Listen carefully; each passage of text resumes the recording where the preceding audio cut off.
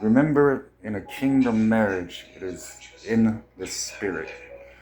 So your spirit is connected to your spouse's spirit. So you're going to feel how they feel. How you feel is how they feel.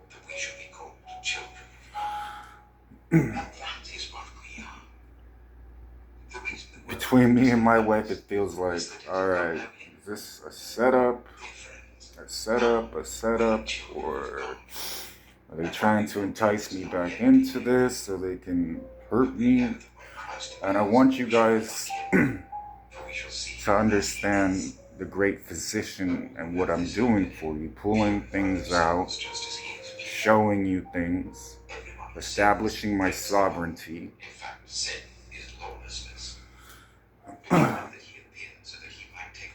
I've had the last 2 years of, okay, I'll prove I'm me again. Okay, I'll prove I'm me again. Okay, I'll prove I'm me again.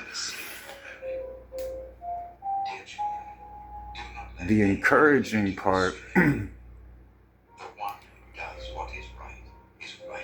is my prophets are very, very astute and in tune.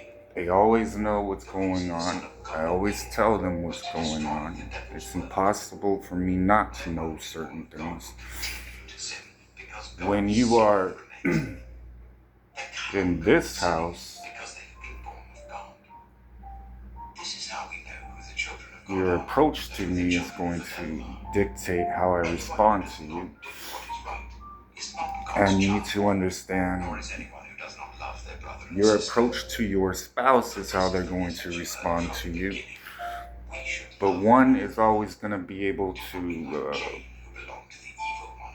carry their cross, hold their tongue, walk away, and a contentious spirit flowing through your house is going to be trying to stir you up against your spouse. So we were learning that too. Don't turn against each other. There's still the brother or sister is a murderer, and you know that no murderer has eternal life residing in him. This is how we know what love is. Jesus Christ laid down his life for us, and we ought to lay down our lives for our brothers and sisters. If anyone has material possessions and sees a brother or sister in need but has no pity on them, how can the love of God be in that person? Dear children, let us not love with words or speech, but with actions and in truth.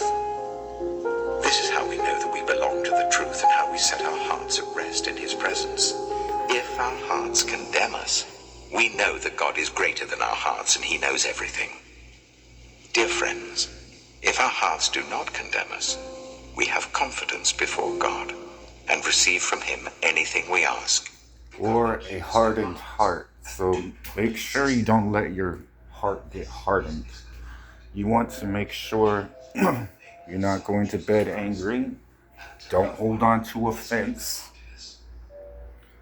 And I have more power and authority than you think to help you out with things, especially matters of the heart.